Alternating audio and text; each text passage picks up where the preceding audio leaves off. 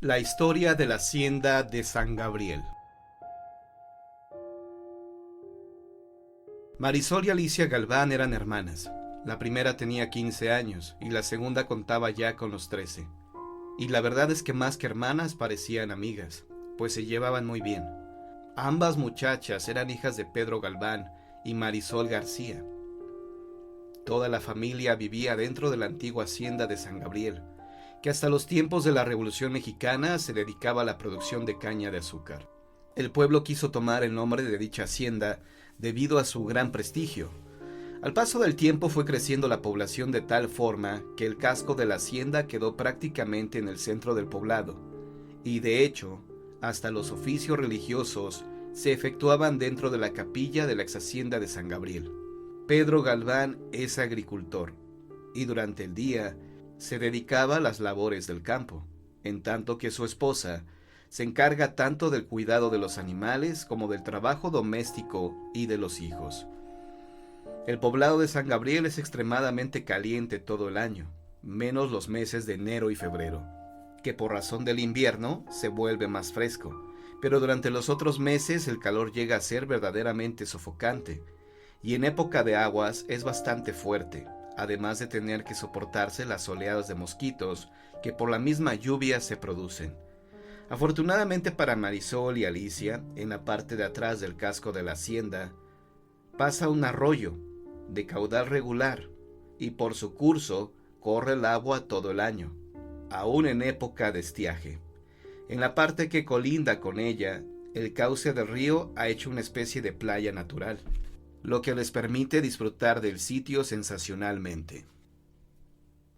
Normalmente las niñas asisten a la escuela por la mañana y a la salida de clase se van a la casa y después de saludar a su mamá se van al arroyo a refrescarse, pues a esas horas el calor es verdaderamente sofocante y ahí el par de hermanas, además de mitigar el bochorno, pasan un rato muy agradable, por la cuestión misma de la playa natural que se hace en ese sitio. Así pues, las niñas se divierten un rato jugando, y ya más tarde, reanimadas por el agua fresca, se dirigen a su casa. Toman sus alimentos con sus padres y sus hermanos mayores que trabajan, por cierto, con el papá en la siembra de la caña de azúcar. Los hermanos de Marisol y Alicia se llaman Juan y José Galván. Por las tardes, las niñas hacen la tarea de la escuela y alguna labor que su señora madre les pide realizar, para que, como es costumbre en los pueblos, acostarse temprano a dormir, para levantarse al día siguiente muy de madrugada y con muchas ganas de trabajar, y así continuar con lo acostumbrado. Un buen día y por azares del destino, ambas hermanas rompieron la rutina de su vida. De la escuela fueron a la casa porque sus padres habían tenido que salir fuera del pueblo debido a que tenían que ver al doctor, pues doña Marisol se había estado quejando de un dolor en el estómago y su esposo la tuvo que llevar a la ciudad para que la revisaran, y por lo tanto llegarían más tarde, pues del médico había que tomar el autobús de vuelta al pueblo, y este salía hasta las 8 de la noche. Las dos hermanas ya habían terminado de hacer sus labores de la escuela y de la casa.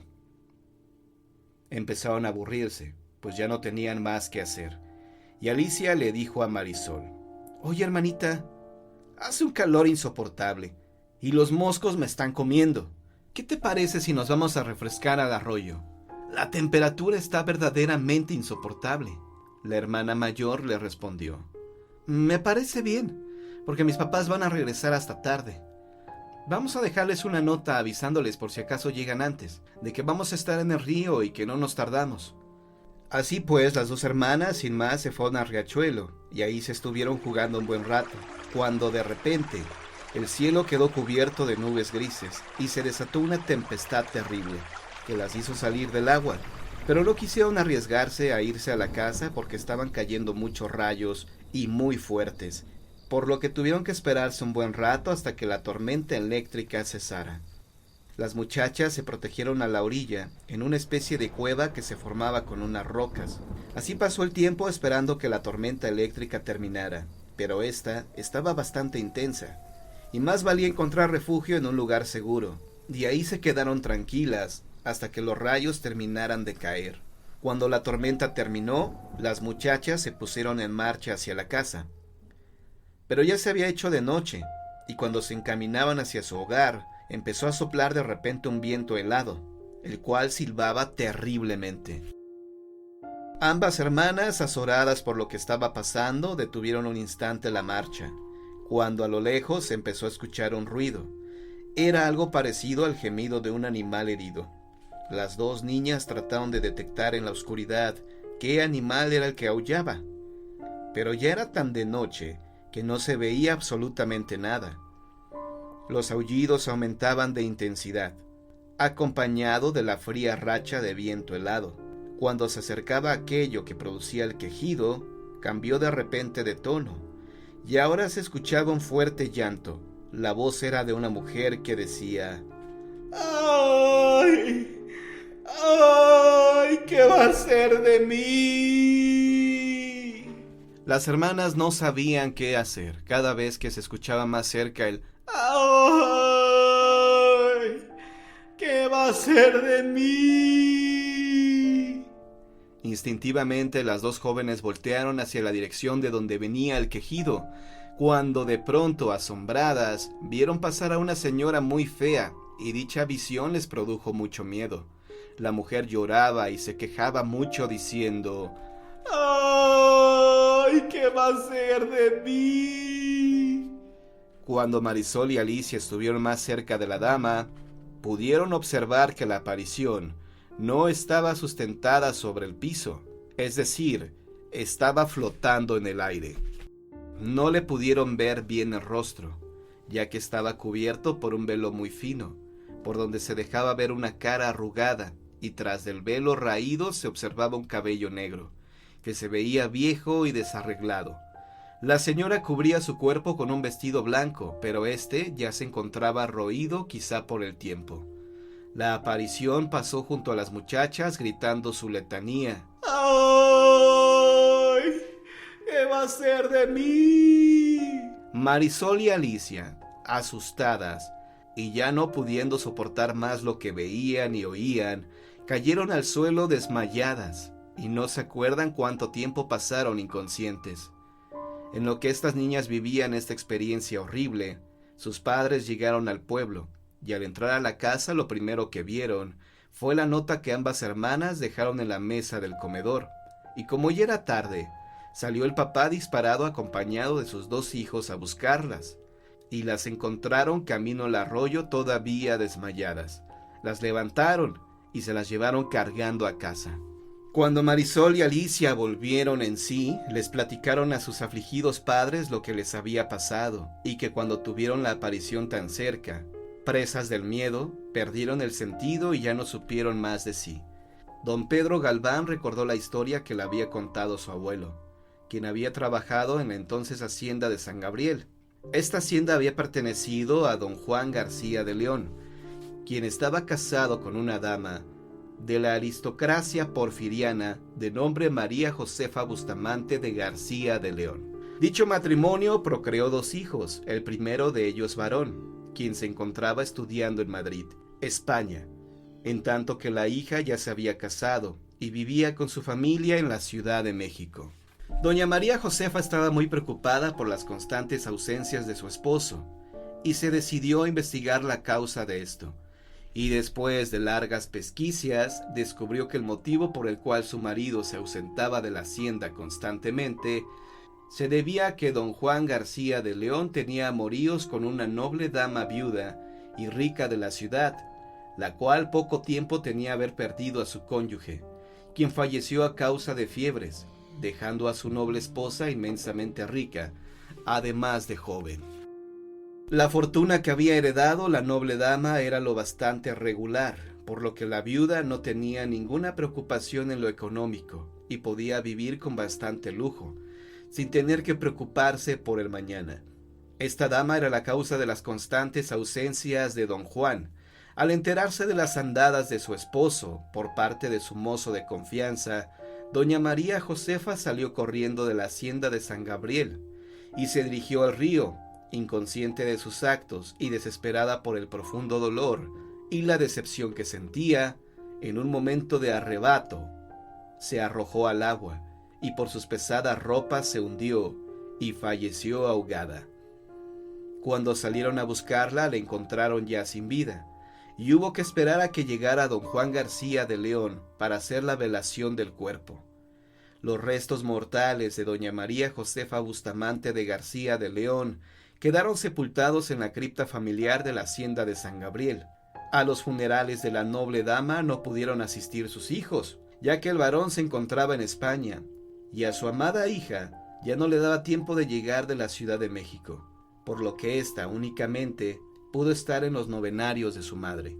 Las voces del pueblo dicen que el alma de doña María Josefa vaga por el lugar, esperando el día del juicio final. La pobre mujer vive llorando su pena y esperando el perdón que Dios le otorgue ese día para que pueda descansar eternamente.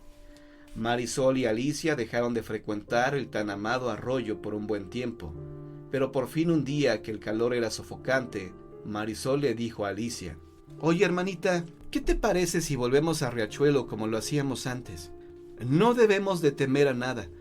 Yo pienso que lo que vimos esa noche fue pura figuración de nosotras, por el susto que nos habían provocado los rayos. Vamos pues a divertirnos un rato, ¿qué te parece?» Alicia estuvo de acuerdo y pidiéndole el debido permiso a su mamá, fueron al río a pasar el tiempo. Lo primero que hicieron las muchachas es ir al lugar donde les pareció ver la aparición, y la sorpresa que se llevaron es que observaron que en la piedra donde acostumbraban sentarse estaba grabado un pie pequeño, que nunca antes había estado, y a un lado el velo desgarrado de la mujer, con unos cabellos negros enredados. Se dijeron entre sí las hermanas: «Fue cierto lo que vimos la noche de la aparición. El pie de la difunta está grabado en la piedra, y ahí es el sitio donde ella buscó a la muerte arrojándose al agua para ahogarse.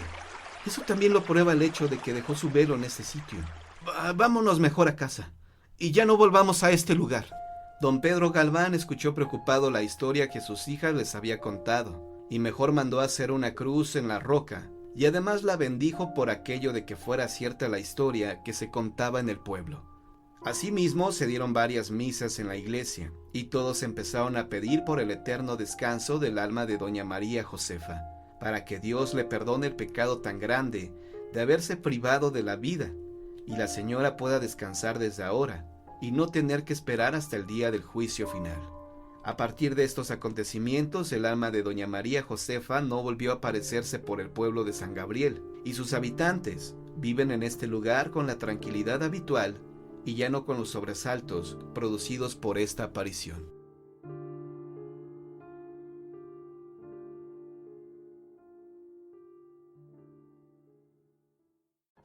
La chica fantasma del taxi en Paraguay. Esta es una historia real que sucedió en Asunción del Paraguay. Ocurrió una noche de lluvia intensa en la cual un taxista hacía sus labores rutinarias.